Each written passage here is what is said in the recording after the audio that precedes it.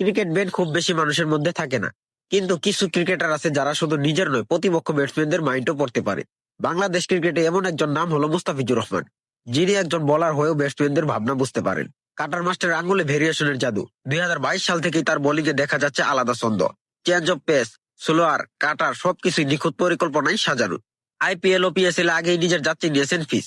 বিশ্বমানের ব্যাটসম্যানদের চোখে শস্য ফুল দেখিয়েছেন বারবার। এবার সেই পারফরমেন্স আন্তর্জাতিক লিগ টি-20তেও প্রথমবার খেলতে নেমে বাজিমাত করেছেন মুস্তাফিজুর রহমান। দুবাই ক্যাপিটালসের জার্সিতে শনিবার রাতে 4 ওভারে 26 রান দিয়ে 2 উইকেট শিকার করেন। ইকোনমি, লাইন লেন্থ সবকিছুই ছিল নিয়ন্ত্রিত। বিশ্বকাপের আগে এমন ছন্দে ফিসকে পেয়ে খুশি টাইগার টিম ম্যানেজমেন্ট। ইতিমধ্যে আন্তর্জাতিক টি-20তে 158 উইকেট নিয়ে সর্বোচ্চ উইকেট শিকারীদের তালিকায় উঠে এসেছেন মুস্তাফিজুর রহমান। মুস্তাফিজ ম্যাচের পর ম্যাচ, সিরিজের পর সিরিজ, বছরের পর বছর জাতীয় দলে পারফর্ম করে যাচ্ছেন।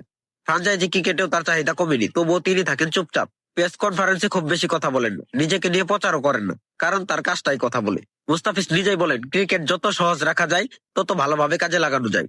এই চিন্তাধারাই তাকে আলাদা করেছে। নিজের প্রস্তুতি নিজের মতো করে নিখুঁত রাখেন তিনি। ফেসবুক বা সোশ্যাল মিডিয়াতে তাকে খুব বেশি একটা চোখে পড়ে না, কিন্তু তার ওয়ার্ক এথিক অসাধারণ। যা দরকার ঠিক ততটুকুই করেন, অপ্রয়োজনীয় কিছুই করেন না। এটাই তার স্মার্টনেস। বাইরে থেকে শান্ত হলেও মনের ভিতর থেকে তিনি ভীষণ প্রস্তুত এবং সম্পূর্ণভাবে সক্ষম। বাংলাদেশ টি-20 দলের প্রধান অস্ত্র এখন মুস্তাফিজুর রহমান। 2025 সালে 20 ম্যাচে নিয়েছেন 26টি উইকেট। বরাবরের মতোই তার ইকোনমি দুর্দান্ত। ছোট ফরম্যাটে বাংলাদেশ পেয়েছে বছর জুড়ে উল্লেখযোগ্য সাফল্য। ঘরে ও বাইরে সব মিলিয়ে এসেছে একের পর এক জয়।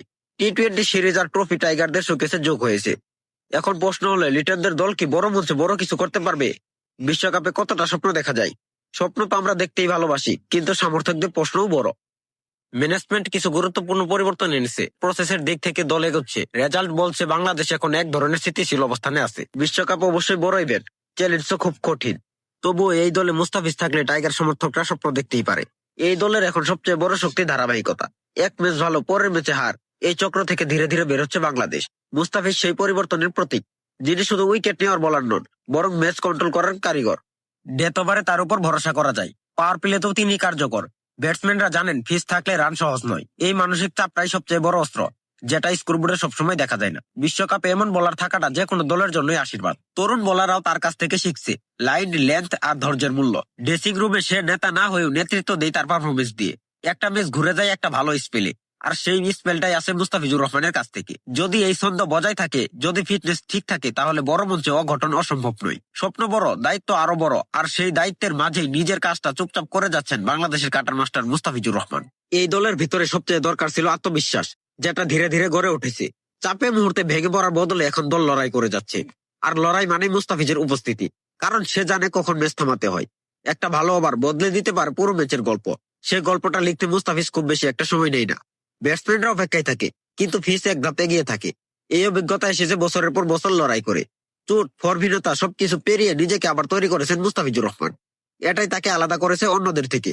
বাংলাদেশ এখন শুধু অংশগ্রহণকারী দল নয়, ম্যাচ জেতার মানসিকতা নিয়েও মাঠে নামে। বিশ্বকাপে প্রতিপক্ষরা বাংলাদেশকে হালকা করে নেবে না, কারণ তাদের হিসাবের খাতায় মুস্তাফিজের নামটা আলাদা করে লেখা থাকবে। আর যতদিন মুস্তাফিজ নামটা বল হাতে মাঠে থাকবে, স্বপ্ন দেখার সাহস টাইগার সমর্থকদের মনেও থাকবে।